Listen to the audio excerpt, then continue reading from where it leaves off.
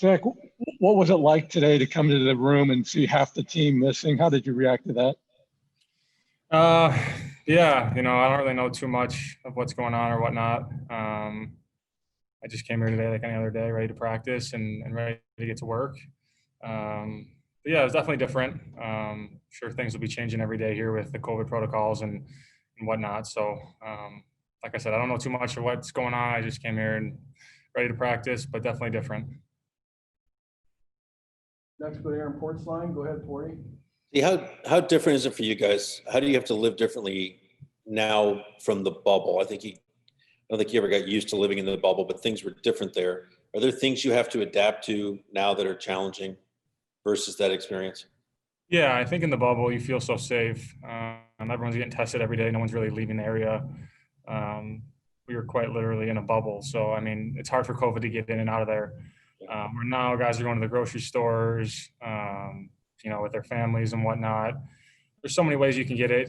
So you just have to be careful, be cautious, especially around the locker room. There's not too much space in there, so just wearing your mask and doing the right things, washing your hands, being safe, just taking that extra step to be cautious and be careful because it's a quick year, it's 56 games, and we don't want to go down with half our roster. So just making sure we're careful and doing the right things around the rink. Yeah, thank you. Next, we'll go to Brian Hedger. Go ahead, Hedge. Hey Zach, just want along those same lines. How stringent do you guys have to be as a team? I mean, you guys are all close, you're friends. You probably want to hang out or whatever. I mean, how stringent do you have to be in your personal life as far as teammates and not hanging out and stuff? Yeah, it's definitely different. It's one of those things where I've been here in Columbus for a month and a half, maybe close to 2 months almost. And I don't even remember the last time I hung out with a guy outside the rink. It's one of those things where we're here to do our job and win hockey games. And, like I said, you got to be careful away from the rink. You can't, you have to know who you're in contact with. You don't want to get it away from the rink, give it to the guys on the team. You don't want to miss time. You want to be out there playing. It's a sprint to the finish line for playoffs this year. There's 56 games. It's all your division. So guys have to be careful. And like I said, you obviously don't want to get it yourself, but you don't want to bring it to the rink where, half your full roster is missing for a game or 2 weeks or whatnot. So yeah, guys are definitely going to have to live a little differently this year.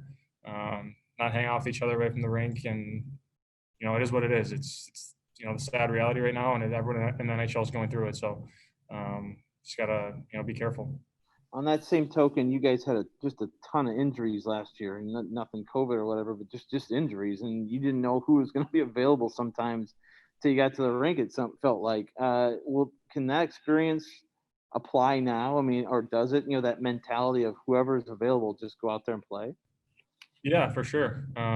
We're used to weird years and stuff like that. So a lot of injuries last year, different lineup every night.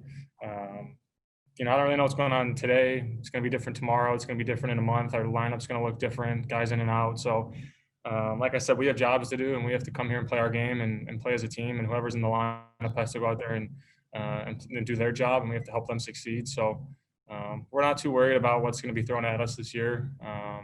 Today we had a mixed group of guys, and it was a great practice. We worked hard, got some stuff done.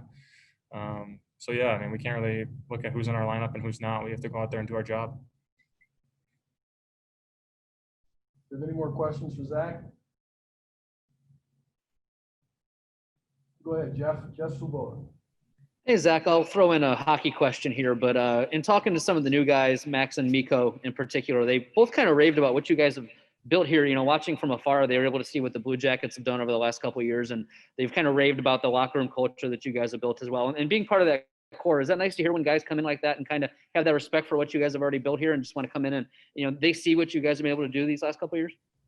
Yeah, I mean, I came into a great culture here my first year, which is, it's my 5th year now. It feels like yesterday I just started. But, I came into a great culture here with guys like Scott Hartnell, Foligno, Cam, Dubinsky, guys that have been through it, knew how to treat others, knew how to get the locker room close.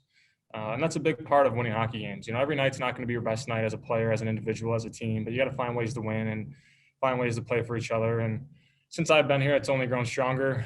I've seen it, guys like Jonesy, Savvy, guys that have been here for a while, Booner.